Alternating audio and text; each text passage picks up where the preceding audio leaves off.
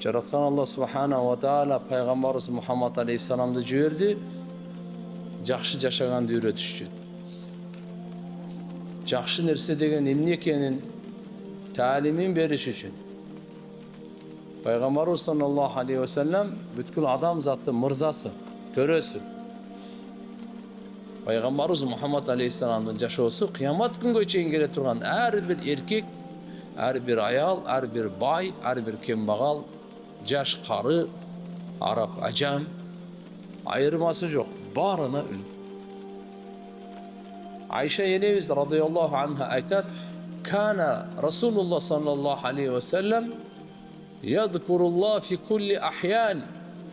Пайгамбарыбыз Мухаммад алейхиссалам Алла Тааланы бардык абалда, бардык учурда зикир кылат эле дейт, эстеп турат дейт. Түндөсү да